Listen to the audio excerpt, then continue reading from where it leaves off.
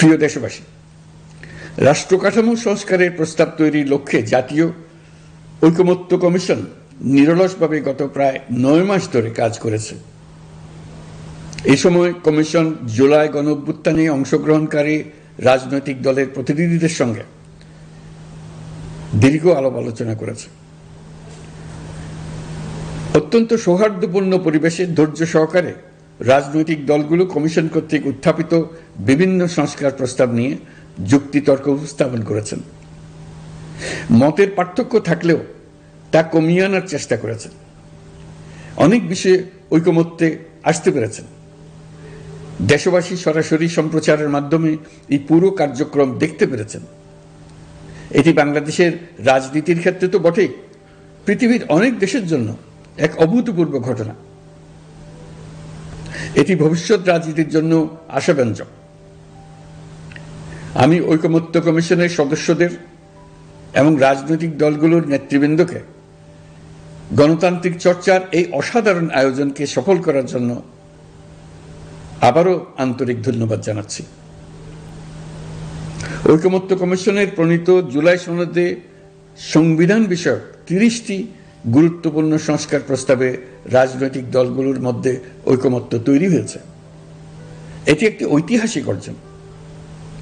কিছু প্রস্তাবে সামান্য ভিন্নমত আছে, বাকি অল্প কিছু প্রস্তাবে আপাতদৃষ্টে মনে হয় অনেক দূরত্ব আছে, যা গণতান্ত্রিক প্রক্রিয়ায় অস্বাভাবিক কিছু না। তবে খতিয়ে দেখলে দেখা যায় যে এইসব প্রস্তাবগুলোর ক্ষেত্রেও আসলে মতভিন্নতা খুব গভীর নয়। কেউ সংস্কারটা সংবিধানে করতে চেয়েছেন, কেউ আইনের মাধ্যমে করতে চেয়েছেন, কিন্তু সংস্কারের প্রয়োজনীয়তা, নীতি ও লক্ষ্য নিয়ে কারো মধ্যে মতভেদ নেই।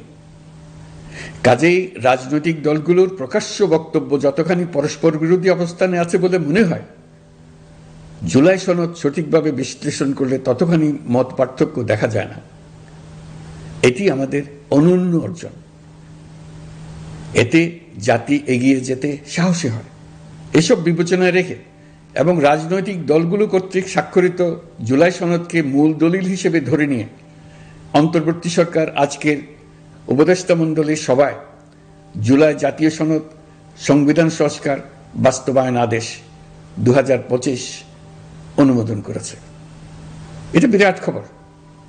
প্রয়োজনীয় স্বাক্ষর শেষে এটি ইতিমধ্যে গেজেট নোটিফিকেশন করার পর্যায়ে পৌঁছে গেছে। জুলাই সনদ বাস্তবায়নের লক্ষ্যে এই আদেশে আমরা গুরুত্বপূর্ণ কিছু বিধান গ্রহণ করেছি। এর মধ্যে রয়েছে সনদের সংবিধান বিষয়ক সংস্কার প্রস্তাবনার উপর গণভোট অনুষ্ঠান এবং পরবর্তী সময়ে সংবিধান সংস্কার পরিষদ গঠনের সিদ্ধান্ত। আমরা সকল বিষয় বিবেচনা করে সিদ্ধান্ত নিয়েছি যে আগামী জাতীয় সংসদ নির্বাচনের দিনেই গণভোটের আয়োজন করা হবে। অর্থাৎ জাতীয় নির্বাচনের মতো গণভোটও ফেব্রুয়ারির প্রথমার্ধে একই দিনে অনুষ্ঠিত হবে। এতে সংস্কারের লক্ষ্য কোনোভাবে বাধাগ্রস্ত হবে না। নির্বাচন আরো উৎসবমুখর ও সাশ্রয়ী হবে।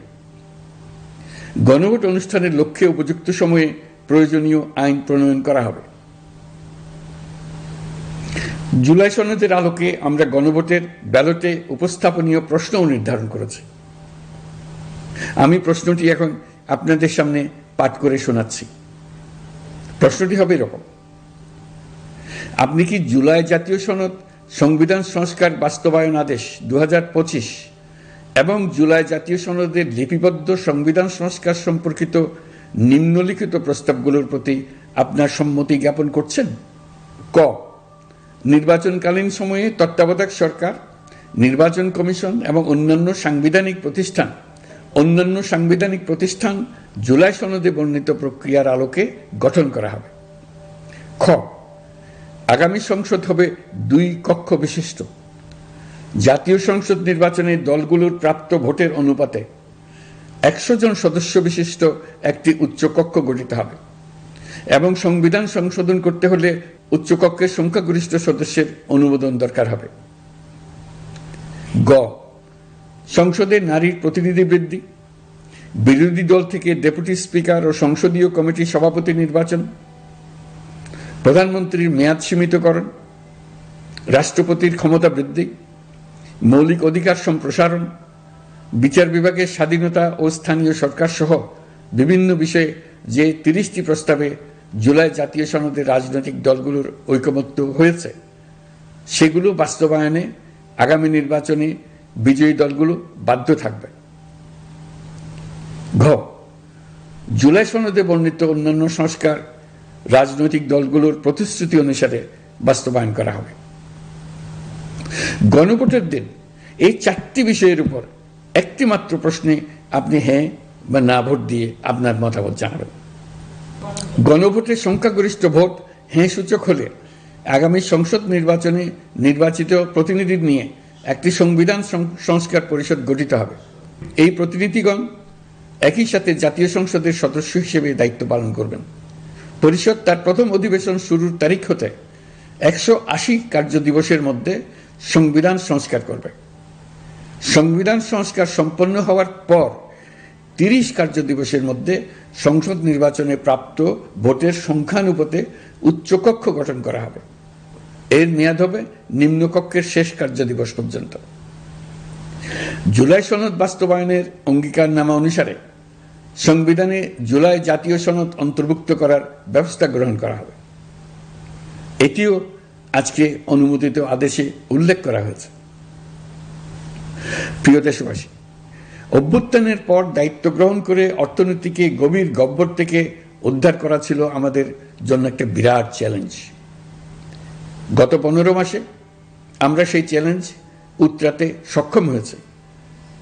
রপ্তানি, বৈদেশিক বিনিয়োগ ও রিজার্ভ সহ অর্থনীতির সবগুলো সূচকে দেশ ইতিবাচক ধারায় ফিরেছে।